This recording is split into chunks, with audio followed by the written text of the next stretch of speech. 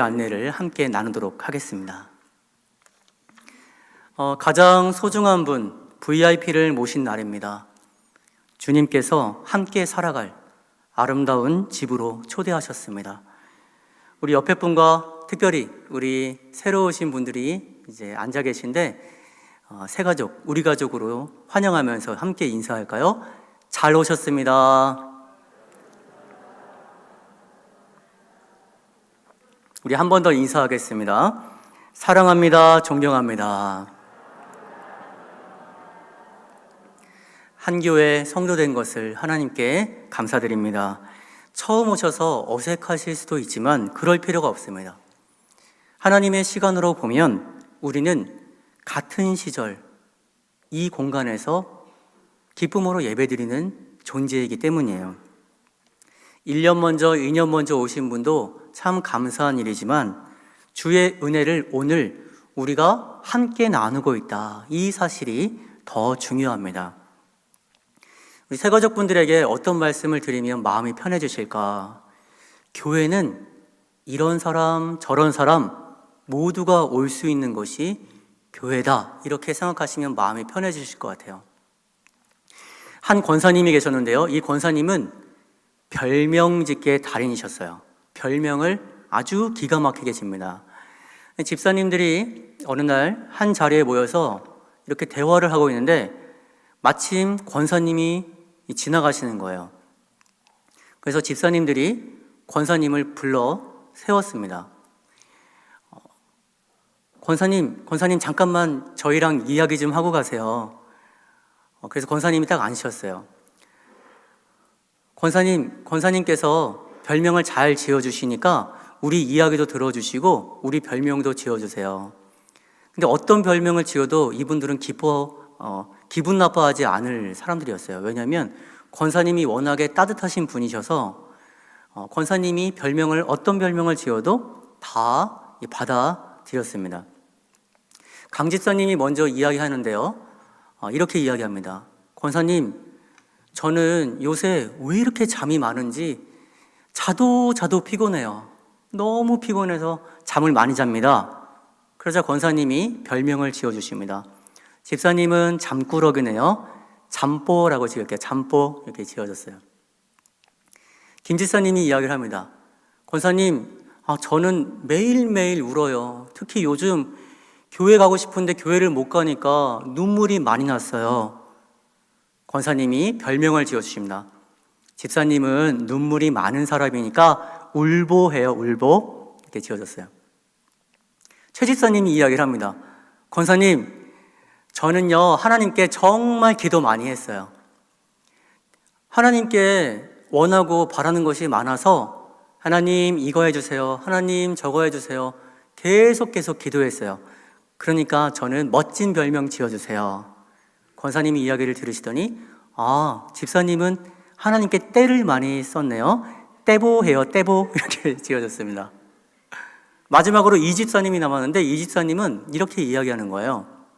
권사님, 저는 요즘 밖에 나갈 일이 별로 없어서 집에 있다 보니까 많이 먹고 확진자가 됐어요. 이렇게 얘기하니까 권사님이 집사님 별명이 제일 쉽네. 집사님은 뚱보해요.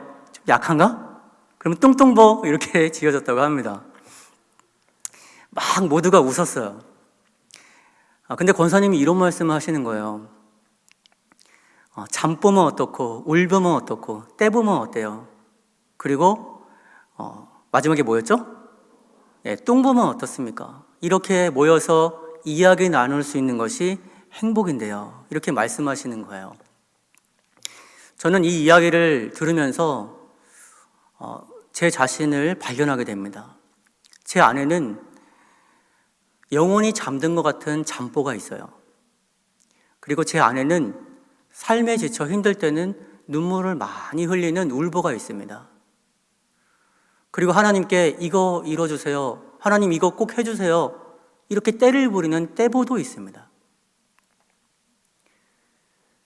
그리고 욕심은 얼마나 많은지 뚱보 같은 모습도 제 안에 있습니다.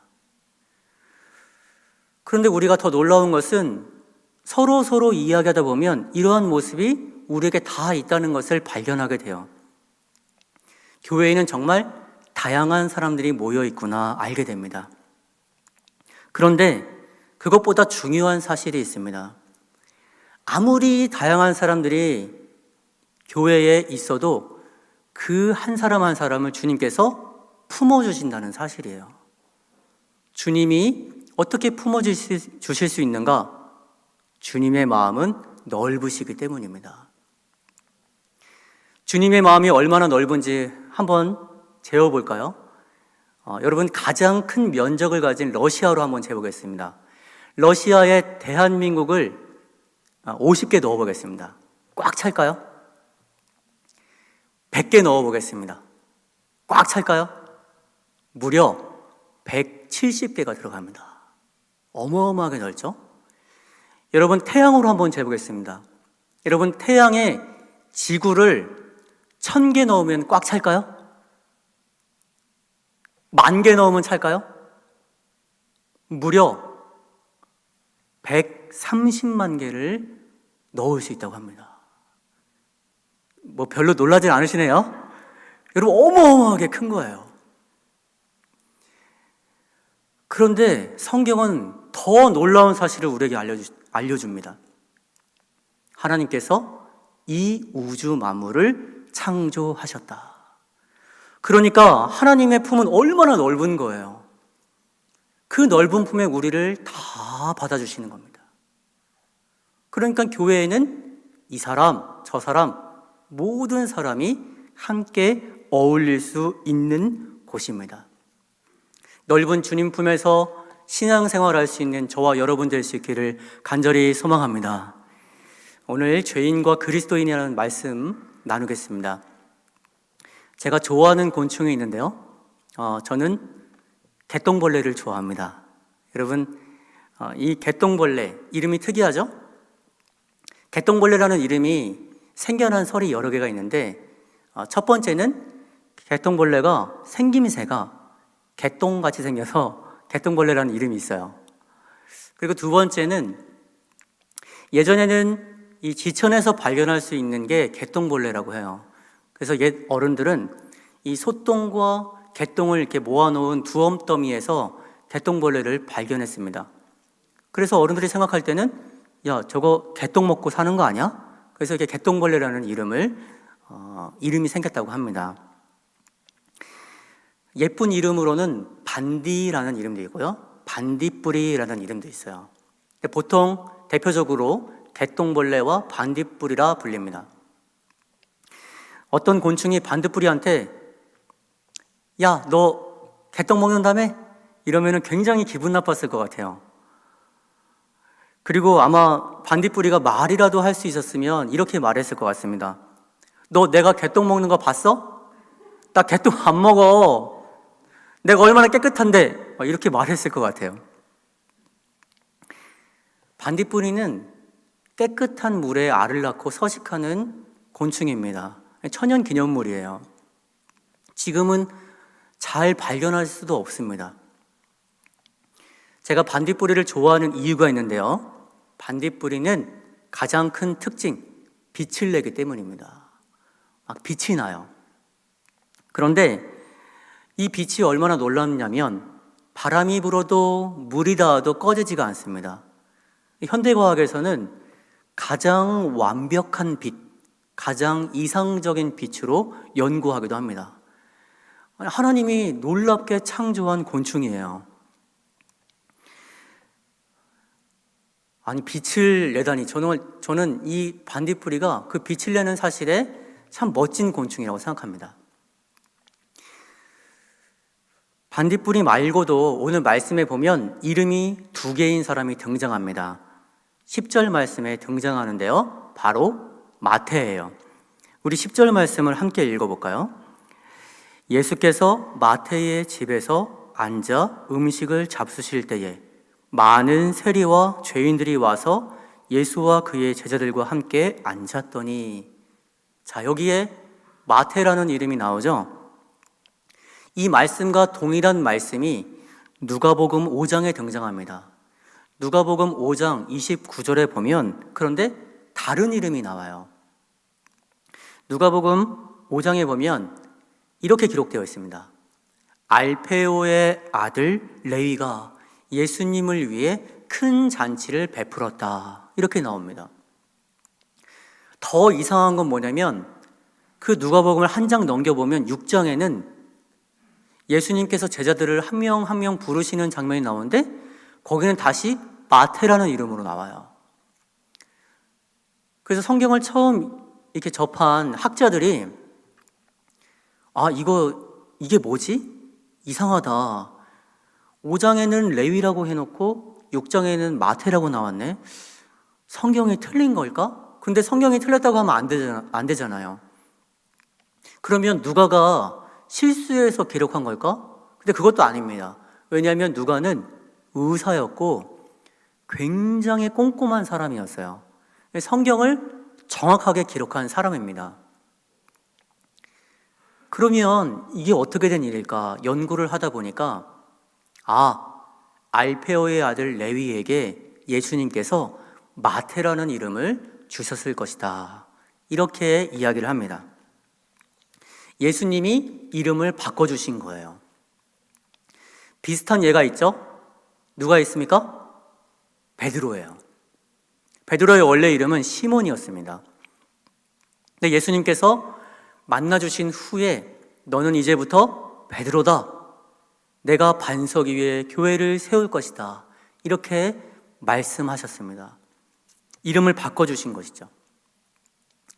이 마태라고 하는 이름 뜻이 있는데 아람어로 하나님의 선물이란 뜻이 있어요. 하나님의 선물, 참 멋진 이름이죠. 너는 하나님의 선물이다. 우리가 받을 때 설레고 줄 때도 기분 좋은 게 선물이잖아요.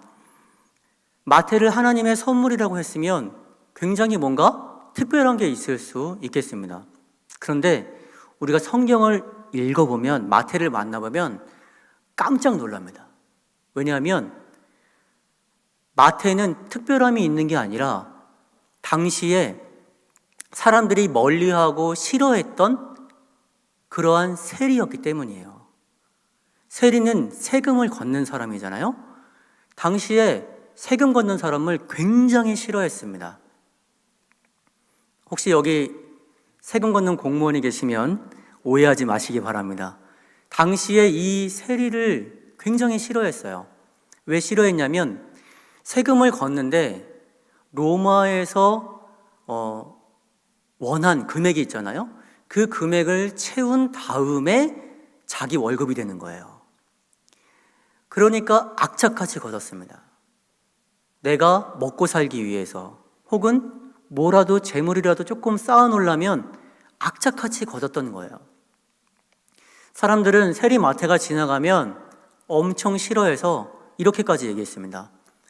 저기 동포의 피를 빨아먹는 놈, 자기 이익만 생각하는 놈, 가까이에서는 안 돼. 죄인이야, 죄인. 이렇게까지 이야기를 했습니다. 이러한 평가를 받은 마태였어요. 여러분, 누군가한테 평가받는 것이 사실 기분 나쁜 일이잖아요. 사람들은 세리를 혐오하고 싫어하고 피하기 급급했습니다. 마태의 마음을 들여다보면 얼마나 기분이 상했을까요? 아마 기분이 팍 상했을 겁니다. 오늘 말씀에 보면 마태를 예수님도 만나십니다. 그러면 예수님은 어떻게 대하셨을까? 예수님도 싫어하셨을까? 예수님은 혹시 너 그동안 이렇게 했던 거 잘못한 거야, 이렇게 혼내셨을까요? 예수님께서 어떻게 대하셨을까? 이 질문은 굉장히 중요합니다. 왜냐하면 우리도 세리 마태와 같은 사람을 만날 수 있잖아요. 우리는 그 사람을 어떻게 대할까? 예수님의 모습을 통해서 알 수 있습니다. 왜냐하면 예수님의 말과 행동이 우리의 표준이기 때문입니다. 예수님은 어떻게 대하셨을까? 예수님은 놀랍게도 세리였던 마태를 그대로 받아주십니다. 있는 그대로 받아주세요. 네가 이거 잘했다, 이거 못했다, 이런 말씀을 하시는 게 아니라 그냥 받아주세요. 그리고 놀랍게도 함께 식사까지 나누십니다. 여러분, 함께 밥을 먹는다는 게 무슨 의미입니까? 가족이라는 의미예요. 가족으로 대해주신 거예요. 세리 마태는 사람 대접을 받은 것입니다. 그동안 많은 사람들은 나를 미워하고 싫어하고 증오까지 했는데 예수님은 사람 대접하시고 마태라는 이름까지 주시고, 그리고 나중에는 세리라는 직업도 내려놓게 하시고 열다 제자로까지 삼아주십니다. 이름도 바꿔주시고 귀한 신분까지 바꿔주신 분이 바로 예수님이십니다. 오늘 우리가 이 세리 마태를 함께 살펴보는 이유가 있어요. 그것은 예수님께서 지금도 우리를 부르시기 때문입니다. 여러분, 이 10절 말씀에 보면 이 말씀의 배경이 어디라고 되어 있죠? 10절 말씀에 보면 식사하는 자리였다, 이렇게 기록되어 있어요. 여러분, 식사 자리에서 제일 중요한 게 뭡니까? 제일 중요한 거, 사람들한테 물어보면 누구와 먹느냐가 제일 중요하다고 해요. 자, 누구와 먹느냐, 무엇을 먹느냐, 어떤 게 더 중요하냐? 누구와 먹느냐가 더 중요합니다. 왜냐하면 아무리 상다리 휘어지게 진수성찬을 차려놔도 내가 평소에 어려운 사람, 그리고 내가 평소에 불편한 사람하고 밥을 먹잖아요? 이건 밥이 코로 들어가는지 어디로 가는지 몰라요. 막 불편해합니다. 그런데 내가 편하게 생각하는 사람, 내가 좋아하는 사람, 사랑하는 사람하고 식사를 하잖아요? 밥이 꿀맛인 거예요. 예수님은 누구와 밥을 먹었냐? 세리와 죄인들과 밥을 먹었다, 성경은 기록합니다. 그런데 이 세리와 죄인들, 이 대상과 밥을 먹으니까 불편해하는 사람들이 생겼어요. 그 불편해하는 사람들이 11절에 등장하죠? 누구죠? 바리새인들이 등장하는 거예요. 바리새인들은 예수님께서 세리와 죄인들과 밥을 먹는 것을 너무나도 싫어합니다. 그래서 쫓아와서 예수님의 제자들에게 이렇게까지 이야기를 해요. 아니, 이럴 수 있습니까? 세리와 죄인들과 밥을 먹어요? 저 사람들은 가까이에서는 안 되는 사람들이에요. 죄인들입니다. 밥 먹으면 안 돼요. 이렇게 불평하고 화를 냈습니다. 그도 그럴 것이, 바리새인들은 평소에 저 사람들은 가까이에서는 안 되는 사람들, 이렇게 못 받고 규정짓고 같이 어울리면 안 된다라고 입에 침이 마르도록 이야기했기 때문입니다. 근데 예수님께서 오신 다음에 그 바리새인들의 말과 생각을 완전히 뒤집어 놓는 행동을 하시는 거예요. 그러니까 바리새인들은 예수님을 미워할 수밖에 없는 것입니다. 예수님은 이렇게까지 말씀하십니다. 12절과 13절 한번 볼까요? 거기에는 이렇게 기록되어 있어요. 건강한 자에게는 의사가 쓸데없고 병든 자에게 쓸데있다. 너희는 내가 긍휼을 원한다는 것을 배워라. 나는 의인을 부르러 온 것이 아니요 죄인을 부르러 왔노라. 주님께서 이렇게 말씀하십니다. 죄인을 부르러 왔노라. 여기서 여러분 한번 생각해 보세요. 바리새인들에게 정말 세리와 죄인들이 필요 없는 존재였을까요? 저는 그렇게 생각하지 않습니다. 사람의 심리 중에 묘한 심리가 있다고 해요. 그게 뭐냐면 자기보다 부족한 사람을 가까이에 둔다고 해요. 왜냐?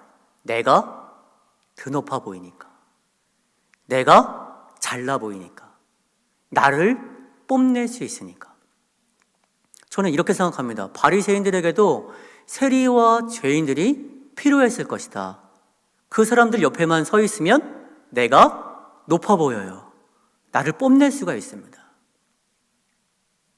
그러면 예수님도 마찬가지 아닙니까? 예수님도 그들과 함께 하는 거면 예수님도 자기를 뽐내기 위해서 함께 하는 거 아니에요? 이렇게 물어보실 수 있지만, 우리가 성경을 잘 읽어보면, 예수님을 만나보면 예수님은 그들을 진심으로 되어 있다는 것을 알 수 있어요. 마음을 다하여 대해 주셨습니다. 이것을 한마디로 뭐라고 할 수 있습니까? 사랑이에요. 이게 바로 사랑입니다. 예수님은 사랑으로 대해 주셨습니다. 세상에 저주하고 죄인이라고 손가락질하는 사람들, 가까이에서는 안 된다라고 하는 사람들, 그 사람들을 찾아오시고 사랑한다라고 말씀하십니다. 내가 너를 사랑한다. 그리고 예수님을 따르는 그리스도인이 되게 하십니다. 여러분, 나를 인정해주는 사람이 최고예요. 세리마태 죄인들에게는 나를 인정해주는 사람이 생긴 겁니다. 얼마나 든든했겠어요? 얼마나 힘이 됐겠습니까? 성경을 통해 사랑으로 다가오시는 예수님을 만날 수 있기를 간절히 소망합니다. 예수님께서 만나주신 사람, 당시 소외되고 외로워하는 사람들, 멀리하는 사람들이었습니다. 근데 주님께서는 그 한 사람 한 사람을 부르셔서 공동체를 세우세요. 그 공동체를 뭐라고 부르냐? 교회라고 부르는 거예요. 그렇기 때문에 교회는 차별이 있을 수가 없습니다. 구분 짓는 게 있을 수 없어요. 끼리끼리가 있을 수 없습니다. 교회는 그런 곳이에요. 사랑하는 여러분, 오늘 주님의 음성이 우리에게 계속해서 울려 퍼집니다. 내가 죄인을 부르러 왔노라. 세상에 가까이 하지 않을 사람이 없다. 모두가 사랑 안에서 만날 수 있는 사람들이다. 교회는 특별한 사람이 다니는 것도 아니고 깨끗한 사람이 다니는 것도 아니다. 그런 공동체는 바리새인들이 말하던, 바리새인들이 꿈꾸던 공동체였습니다. 예수님은 그 생각을 완전히 바꾸어 주시는 거예요. 저는 예수님의 모습을 보면서 반성을 많이 하게 됩니다. 왜냐하면 제 모습에는 다른 사람을 평가하고 누군가가 이 말, 이 행동을 하면 저렇게 하는 게 맞을까? 이렇게 구분 짓는 행동이 있기 때문이에요. 나이가 갈수록 심해집니다. 그리고 너무나도 자연스러워져요. 흉보는 거, 평가하는 거, 손가락질하는 거, 습관으로까지 자리하게 됩니다. 예수님은 이렇게 말씀하세요. 그거 아니야. 그렇게 하는 거 아니야. 이렇게 말씀하십니다. 여러분, 마태만 이름이 2개 있는 것이 아닙니다. 우리에게도 이름이 2개 있습니다. 그 이름이 무엇이냐? 죄인과 그리스도인이에요. 죄인과 그리스도인, 이 이름은 내가 어떤 사람이구나 알게 해줍니다. 그래서 그 이름은 명찰처럼 여기 딱 붙어 있어요. 죄인, 그리스도인. 이것을 평생 붙이고 사는 거예요. 이건 떨어지지 않습니다. 우리가 전도할 때 이런 말 많이 하잖아요. 여러분, 우리는 죄인입니다. 죄인을 주님께서 품어주십니다. 이 말을 들은 어떤 분은 굉장히 기분 나빠하세요. 뭐야, 나 범죄자 취급하네. 내가 그렇게 죄를 많이 졌어? 나 기분 나빠서 교회 못 가. 안 가. 이렇게 말씀하시는 분도 계세요. 그런데 성경에서는 죄라고 하는 그 단어를 헬라어로 하말티아라고 합니다. 그리고 죄인은 뭐라고 하냐면 하말톨로스라고 해요. 죄, 하말티아는 어떤 뜻이 있냐면 활시를 당겨서 화살을 땅 쏩니다. 근데 그 화살이 비껴가는 거예요. 화살이 비껴간 거를 죄라고 합니다. 그러면 죄인은 어떤 사람입니까? 빗나간 사람이란 뜻이에요. 빗나간 사람. 무엇을 빗나갔느냐? 하나님의 길을 떠나 빗나가서 살았던 사람을 죄인이라고 부르는 거예요. 주님을 모시고 살아야 되는데 주님을 떠나 사는 사람, 이 사람을 죄인이라고 하는 것입니다. 우리가 주님의 길을 떠나 살던 사람이기 때문에, 그렇기 때문에 우리는 신앙생활하며 나를 죄인이라고 말을 하는 겁니다. 죄인이 주님을 만나면 그리스도인으로 바뀝니다. 예수님을 만나기 전에 자기 욕심대로 살았던, 욕심껏 살았던, 죄인으로 살았던 이 레위에게 마태라는 이름을 주셨듯이 주님은 우리에게 이름을 선물로 주세요. 그 선물로 받은 이름이 그리스도인입니다. 그리스도인 헬라어로 크리스티아노스라고 하는데 그리스도를 따르는 자라는 뜻입니다. 그리스도를 따르는 자. 12제자를 부를 때 나를 따라오너라 이렇게 말씀하셨잖아요. 지금도 주님께서는 한 명 한 명 부르고 계신 거예요. 나를 따라오너라. 나를 따라오너라. 그런데 이 그리스도인이라는 이름으로 사는 것을 굉장히 싫어하는 무리가 있습니다. 사탄이 싫어해요. 사탄은 죄인으로 살기를 바라고 있습니다. 그래서 지금도 계속해서 우리를 미혹하며 말하는 거예요. 너 죄인이잖아. 너 예수님 따르며 살지 못하잖아. 너 그냥 죄인으로 살아. 너에게는 죄인이라는 명찰이 더 어울려. 자꾸 이렇게 이야기를 합니다. 근데 주님은 그것을 굉장히 싫어하세요. 그리고 이렇게 말씀하십니다. 내가 사랑으로 지은 너인데, 사랑으로 너를 품어주는데 네가 죄인으로 사는 것을 내가 볼 수 없다. 그래서 내가 대신 그 죄값을 치르겠다. 그것으로 완성하신 것이 무엇이냐면 바로 이 십자가 사건이에요. 십자가 사건으로 주님께서 사랑을 완성하셨고 우리에게 그리스도인이라는 이름을 주신 것입니다. 여러분, 만약 누군가가 교회를 잘 모르는 분이 교회는 어떤 곳입니까? 이렇게 물어보시면 이 붙어있는 명찰로 설명해 주시면 됩니다. 죄인과 그리스도인이라는 명찰로 설명해 주시는데 교회는 죄인들이 모인 곳입니다. 이렇게 말씀해 주시면 돼요. 그리고 또 어떤 분이 교회는 어떤 곳입니까? 물어보시면 네, 그리스도를 따르는 그리스도인이 모인 곳이 교회입니다. 이렇게 설명해 주시면 됩니다. 어떤 분은 교회 갑시다 하면은 나 못 가요. 나 죄 많이 져서 착해지면 갈게요. 이런 분 계시잖아요. 근데 그분께 이렇게 말씀해 주시면 돼요. 저도 죄인이에요. 주님은 죄인을 부르세요. 같이 가셔도 됩니다. 이렇게 말씀해 주시면 됩니다. 이 두 개의 명찰을 붙이고 사는데 우리가 나는 이렇게 살 거야 이렇게 다짐할 때는 두 개의 명찰 중에 하나를 선택하셔야 됩니다. 어떤 명찰을 선택해야 됩니까? 그리스도인이라는 명찰을 선택해야 돼요. 여러분, 이 선택이 어렵지 않기를 바랍니다. 우리가 하나님의 선물로 그리스도인이 되었잖아요.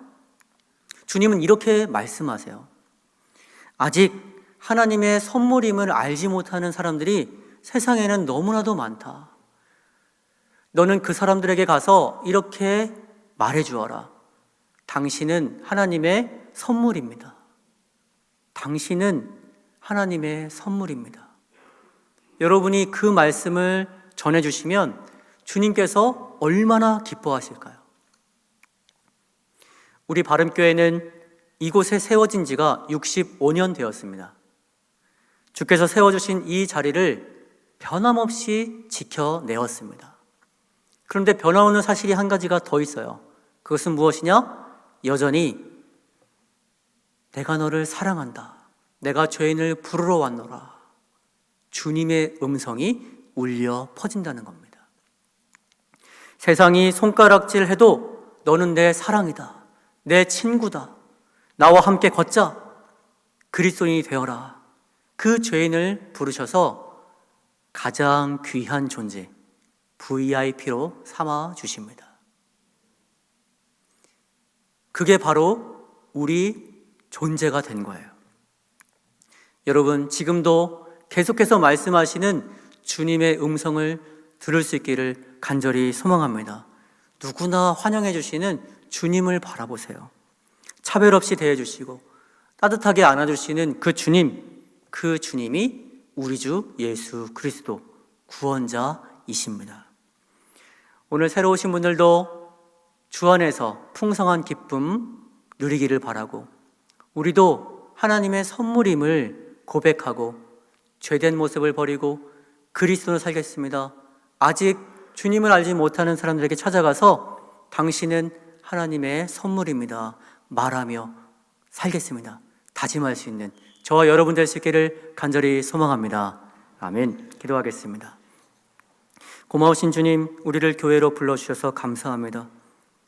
죄 많은 우리를 한 명 한 명 친히 초대해 주시고 귀한 존재 그리스도를 삼아주시니 감사합니다. 예수님께서 이 땅에 오셔서 죄인을 부르신 모습을 바라봅니다. 내가 너를 사랑한다 안아주시고 내가 너와 밥 먹기를 좋아한다 말씀해 주시고 그렇게 사랑하는 사람으로 친구로 가까이 주님과 살게 하시니 감사합니다.